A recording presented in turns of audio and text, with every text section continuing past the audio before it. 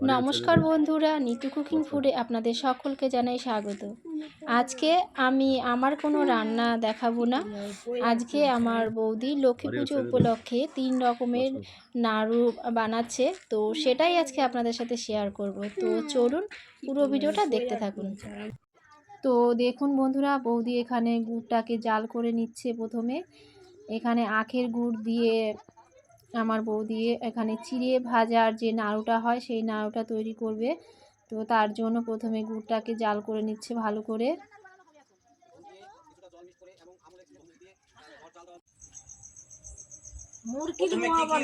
প্রথম থেকে শুরু করো, কিছু গুড় এবং কিছু আখের গুড় বলে পাতলা গুড়, যেটা রস থাকে বেশি। চিটা গুড় তো তামাক খায়, চিটা গুড় দিয়ে।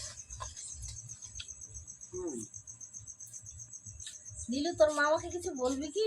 এসে গেছে, পাক এসে গেছে। ভাজা চিড়ে এর মধ্যে দিয়ে কিছুক্ষণ গোটাগুটি করে কিছুটা ঠান্ডা হলেই লাড়ু তৈরি।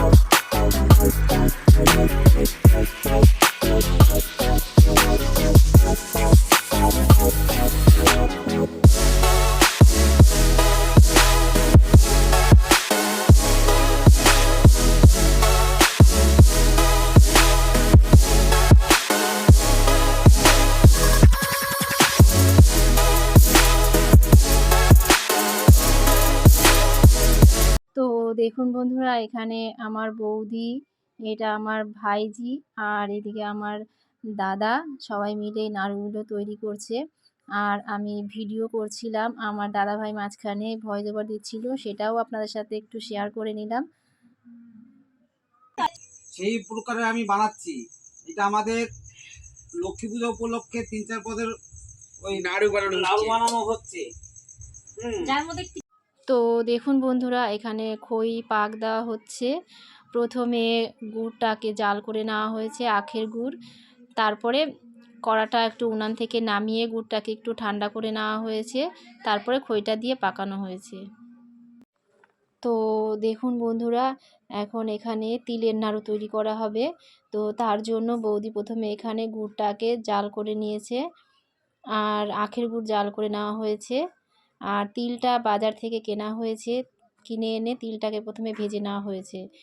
এখন বৌদি গুড়টাকে নেড়ে নেড়ে একটু ঠান্ডা করে নেবে, তারপরে ওই ভাজা তিলটা গুড়ের মধ্যে দেওয়া হবে। আর গুড়টা ঠান্ডা করে নিলে তাহলে নাড়ুগুলো ভালো হবে, গরম অবস্থায় দিলে অতটা ভালো হবে না।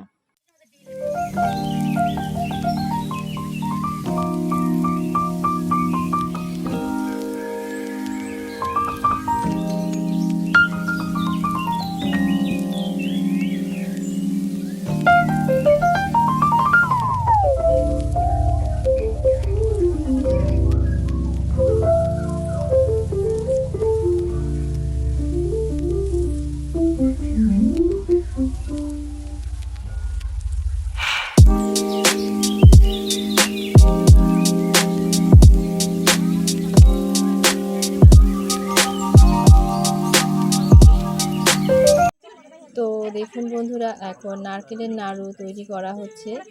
আর এখানে নারকেল কোড়ানো, আখের গুড় আর মিল্ক পাউডার দিয়ে নারকেলটা ভালো করে মেখে তারপরে উনানে বসানো হয়েছে।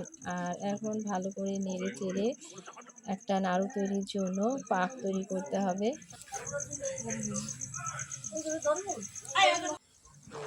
তো দেখুন বন্ধুরা, নাড়াচাড়া করতে করতে এখন কালারটা অনেকটা চেঞ্জ হয়ে এসেছে আর খুব সুন্দর গন্ধ বেরিয়েছে। আর দেখুন, নাড়ু তৈরির জন্য একদম রেডি হয়ে গেছে নারকেলের পাকটা। আর এখন দেখুন সবাই মিলে নাড়ু তৈরি করছে। আর যতটা সম্ভব ততটা আপনাদের সঙ্গে শেয়ার করলাম। আর জানি না আপনাদের ভিডিওটি কেমন লাগলো। তো যদি এই রকম ভিডিও আপনাদের ভালো লাগে তাহলে আবারও চেষ্টা করব এই রকম ভিডিও আপনাদের সঙ্গে শেয়ার করার।